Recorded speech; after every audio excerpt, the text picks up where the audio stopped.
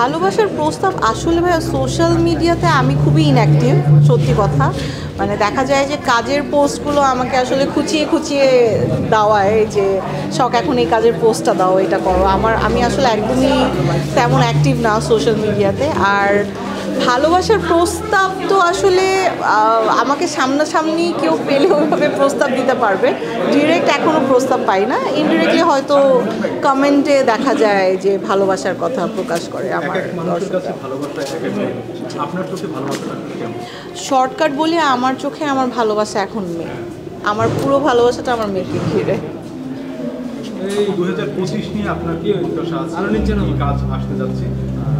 এটা আমি কিছুক্ষণ আগে বলে ফেলেছি। 2025-এ অনেক অনেক প্ল্যান আছে আমার, ইনশাল্লাহ।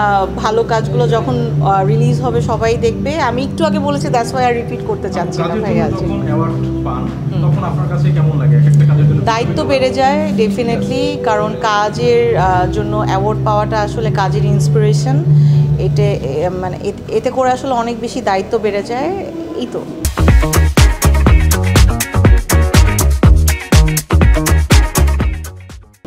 একটা সময় ছিল যখন 2টা বা 3টা অ্যাওয়ার্ড সিস্টেম বাংলাদেশে চালু ছিল, কিন্তু বর্তমানে অনেকগুলো অ্যাওয়ার্ড আমরা দেখতে পাচ্ছি এবং আপনাদের কাজের ভ্যারাইটিও বেড়ে গেছে, বিভিন্ন কাজের জন্য বিভিন্ন জায়গা থেকে অ্যাওয়ার্ড পান। আসলে এই যে অ্যাওয়ার্ডের সংখ্যা বেড়েছে, গুণগত মান আসলে কতটা বেড়েছে?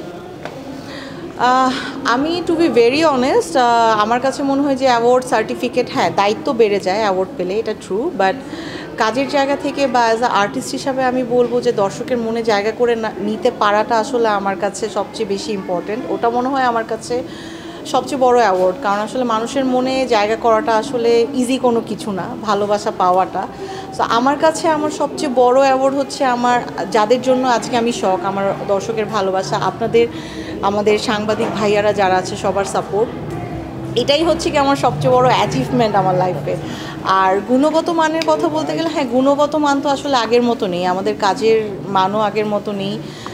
আবার বলবো যে একদিক দিয়ে ভালো, একদিক দিয়ে খারাপ। যে কাজের মানটা একটু নষ্ট হয়ে গেছে, ভালো যে কাজের জায়গাটা অনেক বেড়ে গিয়েছে। সো এটা ভালো যে সবাই অনেকভাবে অনেক রকম করে কাজ করতে পারছে, অনেক ভালো ভালো কাজ হচ্ছে। আপনার শখের ক্যারেক্টার অনেক করেছেন, কোন ক্যারেক্টারটা আপনার এখনো শখে আছে? আমার অনেক অনেক ক্যারেক্টার শখের। আসলে অ্যাজ অ্যান আর্টিস্ট আমি বলবো যে আর্টিস্টদের আসলে কাজের কখনো ক্ষুধা মিটে না।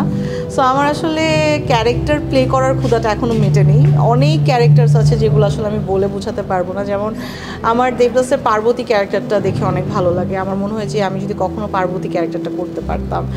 আবার দেশের বাইরের অনেক কাজ আছে যেগুলো দেখে মনে হয় যে এই টাইপের কাজ কেন আমাদের দেশে হয় না, বা আমাদের ডিরেক্টররা কেন এরকম করে থিঙ্ক করে না, সো দ্যাট আমরা অনেক বেশি চ্যালেঞ্জিং কাজ করতে পারি। এই তো।